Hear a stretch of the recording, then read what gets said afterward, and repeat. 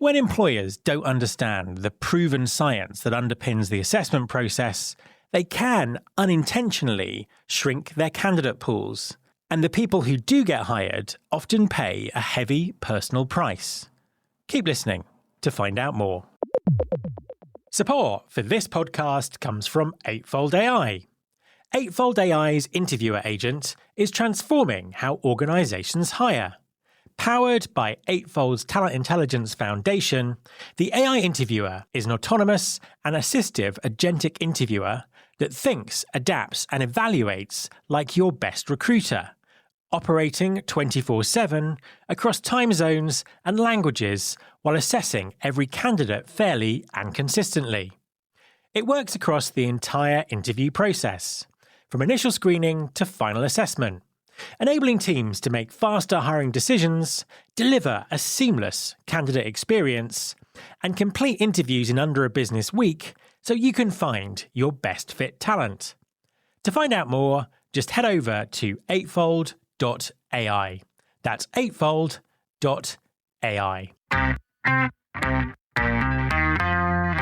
There's been more of scientific discovery, more of technical advancement and material progress in your lifetime and mine than in all the ages of history.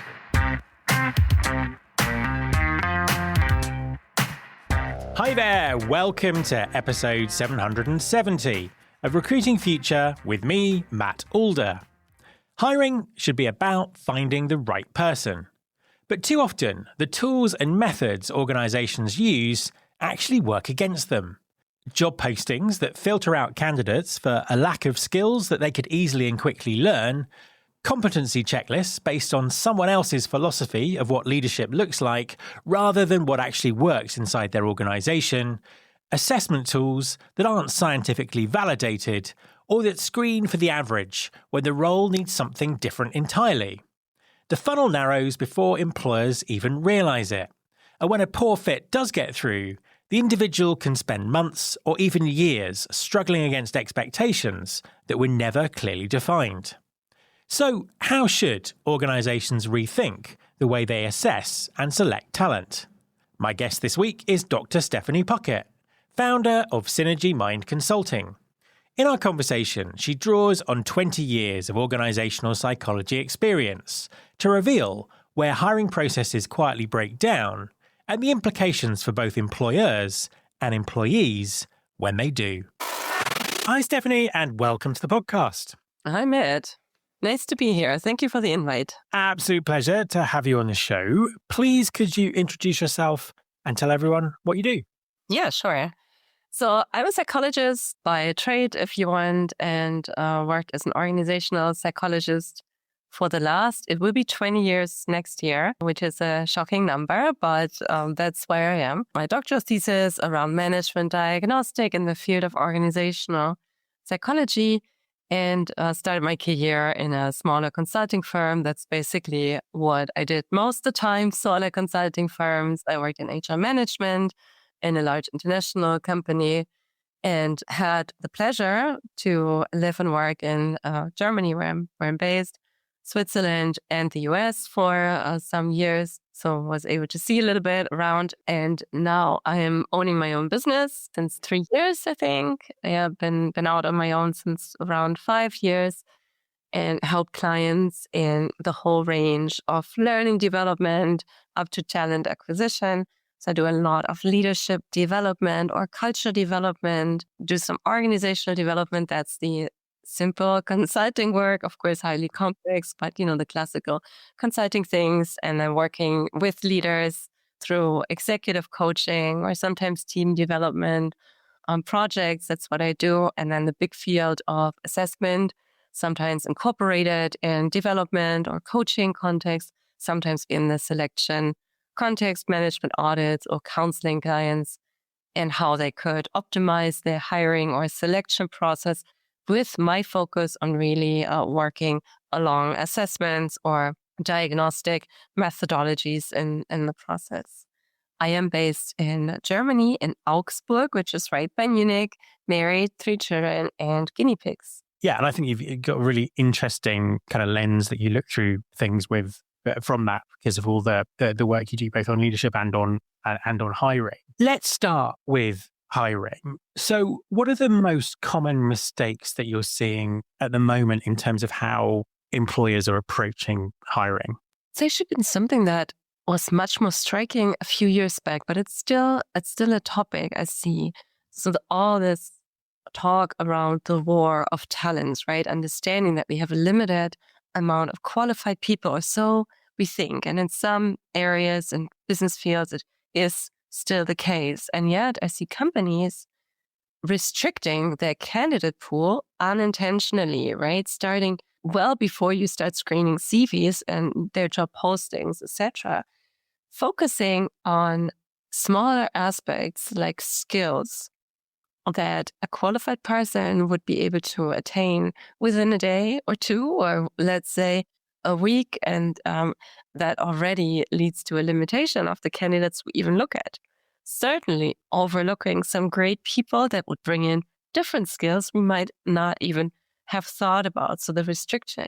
And that goes a little further, and it actually comes down to assessments as well. We have this limited fixation, to be a little bit provocative, on our checklists, right? What does the candidate have to bring? And I can name a skill, that's great, a certification or a program experience. And the same, though, is very true for competencies too. I start coming up with a list of competencies, which is usually far too broad and will not be applied in that job. And I overlook completely underrated field of skill or competency transfer, right? Somebody might have brought a different set of skills or competencies that could very well be applied in my area. And this is something that really upsets me, seeing a little bit. So some companies, they say, that's true. We try to focus on what we really need. We're not so much on skills. We focus on what we think matters. So we look at, what does a candidate bring into our company, the style, the personality maybe. However, what they end up working with are usually competency inventories. Well, those competency inventories are usually based on personality measures. So they measure your preferences that you show on a green field, right? Who you are and what motivates you. And yet they translate that into competencies. And what we have here is not only a translation, it's a big, big interpretation.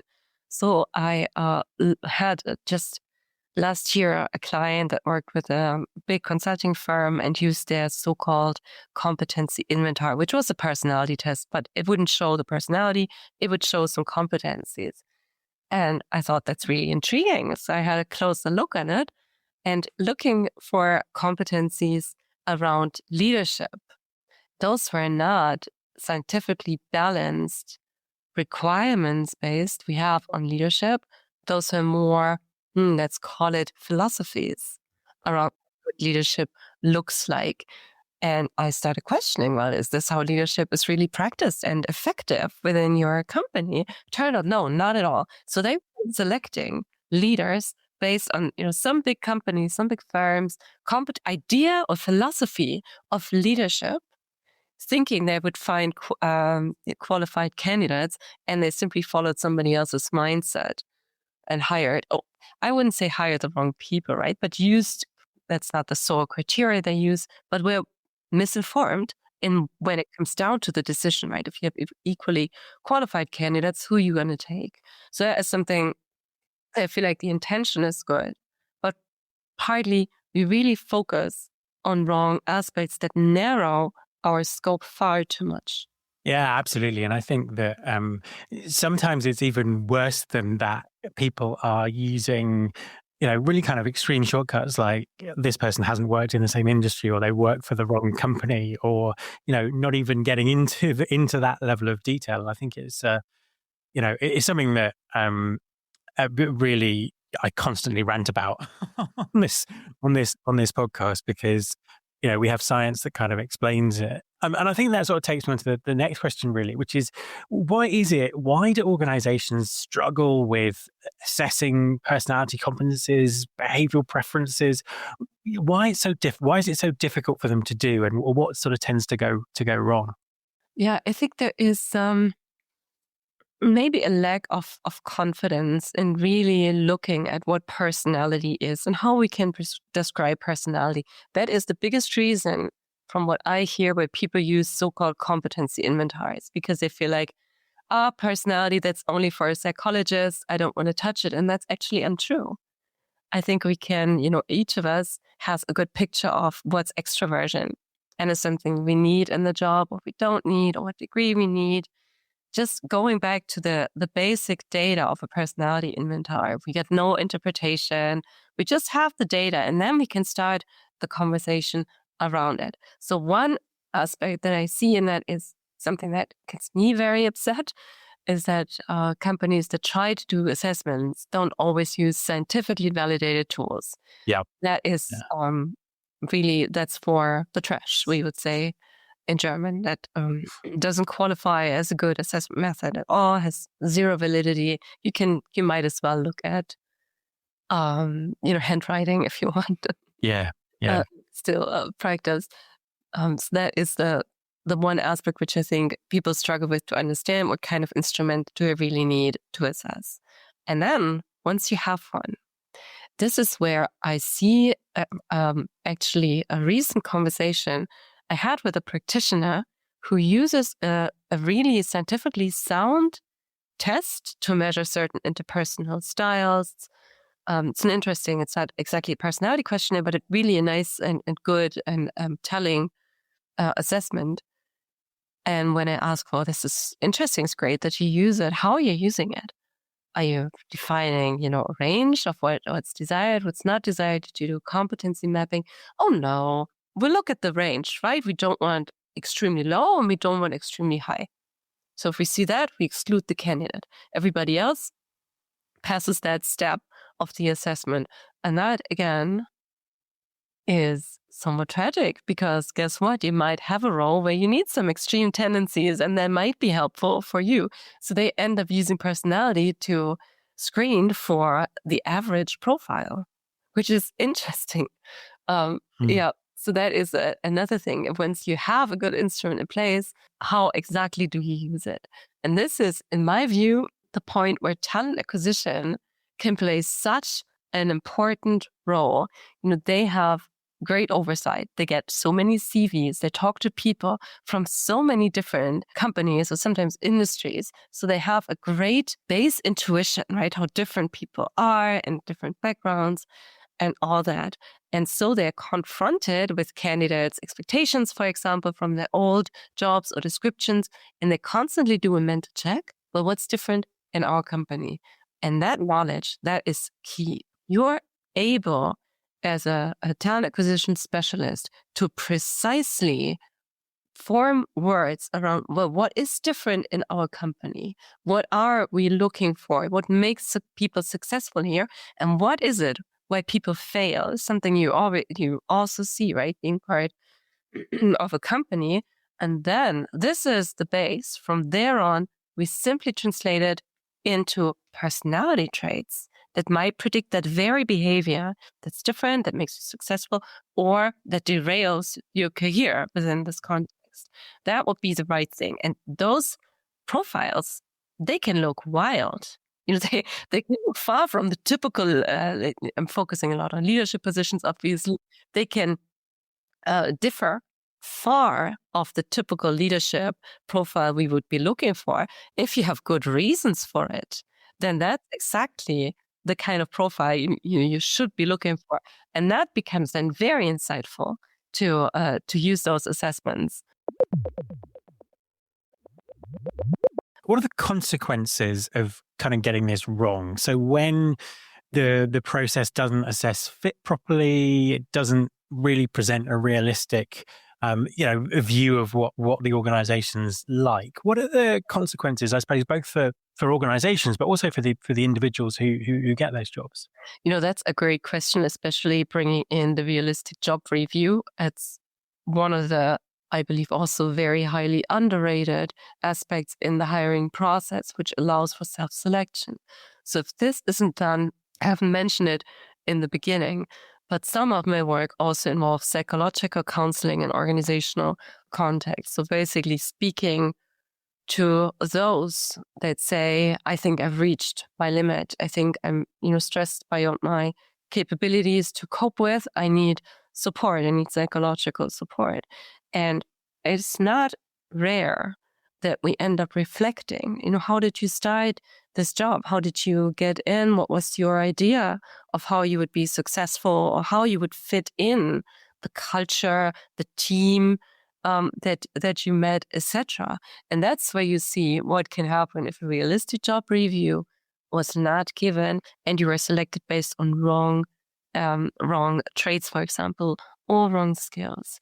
It's people that struggle a lot. That's what I find with the ambiguity of their roles. So they are highly qualified experts or they are line managers, and they come in this whole process feeling I must be a great fit, right? I was selected and my strengths were, mirrored back to me. I think they really see what I bring to the table and they thought it's a great fit. Now here I am, 5 months in, a year in, and I cannot struggle with, my stakeholders or my manager.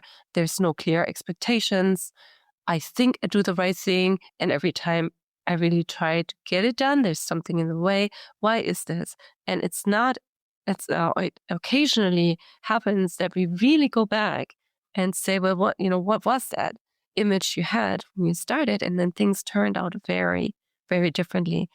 And the stories that touch me most is to work with people that tried for months or years to fit expectations that they think existed from management or from stakeholders or from the team.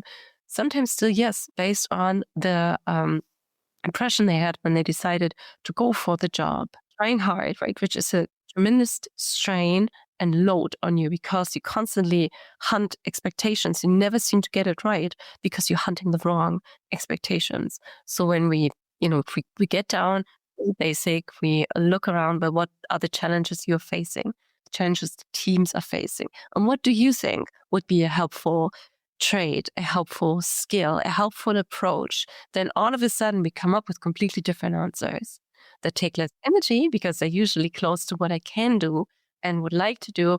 And from there on, things go much more smoothly. And that's great, right, to be able to see this development. But it's sad at the same time that the beginning, I include the onboarding in this since that is your, pretty high, intense phase where you get to know the company, where you are really fast in trying to map expectations in order to, be at your best, etc. It could have been very easily avoided and help people to avoid a lot of stress and get started in a job focusing of what they think is right? Just orienting yourself on what's the need in my position, trying to apply your strengths, what we preach in occupational psychology. And that is something where, I also see the other way around. I see great hiring processes and people that show up with a certain amount of resilience, saying, I still see it. I still see what I need to change or need to do based on the initial impression I had. And that is hiring that went really well, right? That's at the right direction for the candidates. Yeah, I can massively empathize with this, having been in a situation like that much earlier in my career, where I kind of took a job that, my abilities and my expectations of that job were so out of line with what the job was. And from an individual perspective, it can be, devastating in terms of stress and confidence and things like that. And interestingly, I left that job, and then the next job I had was a much better fit, and I stayed in that for 7 years. I wanted to just ask you sort of briefly about some of the new technology that's coming into the space. So a very disruptive time. No one's really quite sure what's really happening with AI, but there are a number of providers out there offering AI into the kind of the assessment and the hiring process. What's your kind of opinion of what perhaps some of the dangers of that might be? Yep. Yeah, yeah. You know, that was about 10 years back, where I was in a company where we replaced a classical assessment center with a tool, a digital assessment. We replaced it. We looked at the numbers, the validity, and all that. It was fine to use. And of course, we saved a lot of resources and all this. Now, did anything improve from there? Not really. It did not. See, we had a good pre-selection going on. So really, the candidates that landed in our assessment for leadership positions were usually pretty well qualified. So we had a relatively low rate in excluding candidates, or where we had to give a negative aptitude feedback, pretty low. Now, using this tool, first of all, the amount of rejections got even lower. And the critical amount of feedback that we would really use to mitigate risks was not included, right? You get your standard, again, competency profiles spit out by a machine. We didn't exactly know what was measured. Is that really relevant? It comes from a stock, right? So it's not specifically cut for your environment and for your company. So you start trusting data that simply shows up and presents answers to you. You forget to go ahead and question the database, right? You forget to question, well, wait a minute, is that relevant? And then with this, and that's some other experience I made as companies that now, because it's relatively also cheap to gather data. With AI, you get more sources and you can automatically analyze all kinds of things. You have a vast amount of data. Now, the bigger the amount of data I have, the higher the probability that I find confirmation for my theories, my hypothesis, my biases. So that's something else I see. You got companies present me, so we've got all these things, we measure this and this and this and this and this. And I'm like, wait a minute, that's a vast amount of data. What do you really need? And it dilutes our judgment. And now, point that scares me and that is me consuming social media, reading articles from some cool data scientists that say, yeah, I went back, I analyzed our candidate pool, I found out the great way of predicting who's going to be successful in our job. Here it is. And then there comes a list of certain aspects. Really, it's not necessarily traits since we don't measure them, but it's a list of things that somehow in that data correlated significantly with the success in this company. And that is a scary, let's say, black box for me, because we know, like, that's what we psychologists are trained on really well. How do we make assessment and hiring decisions fair and ethical? How do we avoid using discrimination, applying that on the level of even data selection? And these kind of school that psychologists have, or everybody has, and it has aptitude diagnostic education, data scientists don't. They are great in looking at the data, and now AI and automation and all that helps us to get just simply huge amount of data that we go ahead and exploratively analyze. That was something I learned, getting ready for my doctoral thesis. No exploration. Come up with a hypothesis first, and please ground it well in theory. We don't start asking random questions, or we will get random answers. It's based on statistics. So that is a part where I feel like left and right, you see more and more of those things popping up. And that's me personally. I feel like I can't catch up. There's too much data. I can't go, look at every piece and then go back into the theory, go back into aptitude, ethics, etc., and you check every little thing against their actual validity and fairness in the hiring process. So I feel like there's great potential, but we as psychologists, we're not in the position yet to really use it in a good scientific way to the advantage of making better hiring decisions. I think that's really interesting, and you really sort of highlight the tension that's going on around this at the moment, and it'll be really interesting. And I really hope that that there kind of is sort of significant psychology input into this as it moves forward, so we can get to a place where the humans and the machines are working together perfectly. And I suppose that kind of anticipates my next question, really, which is, how do you think hiring is going to develop over the next two or 3 years, or how would you like to see it develop over the next 2 or 3 years?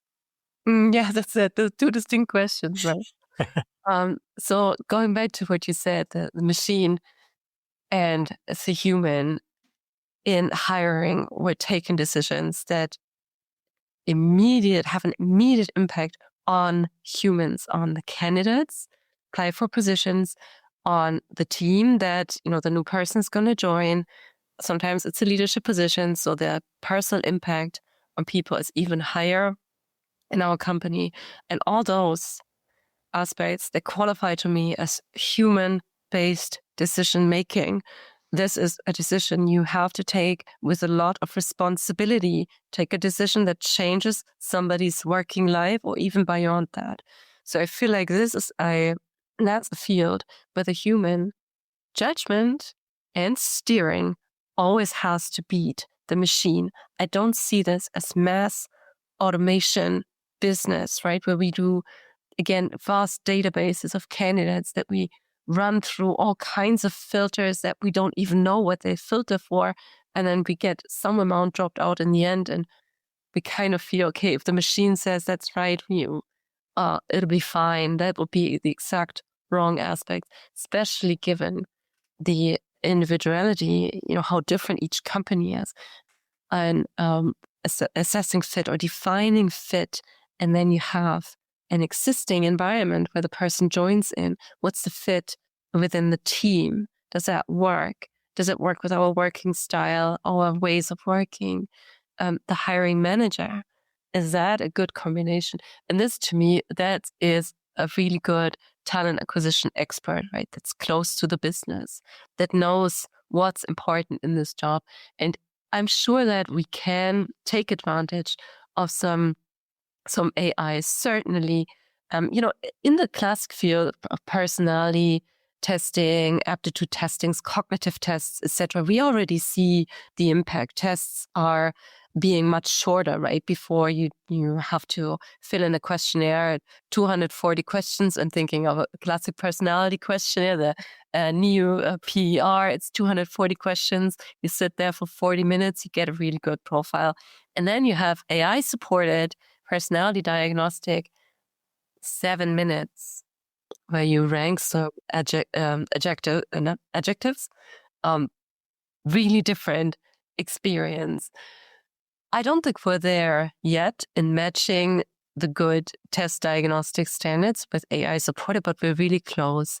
And I do see that this will be achieved within the next few years.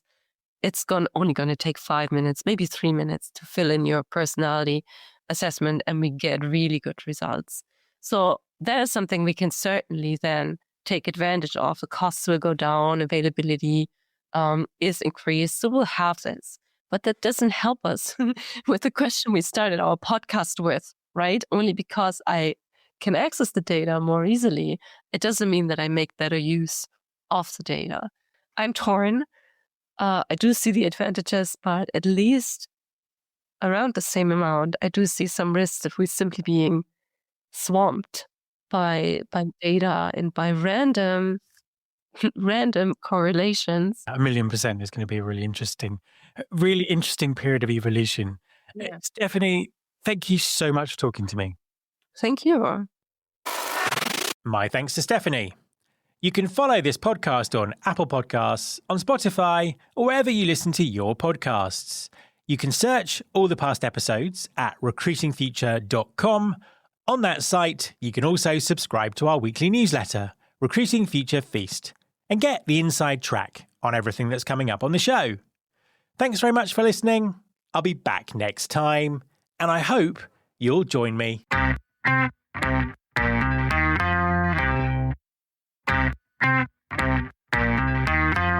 This is my show.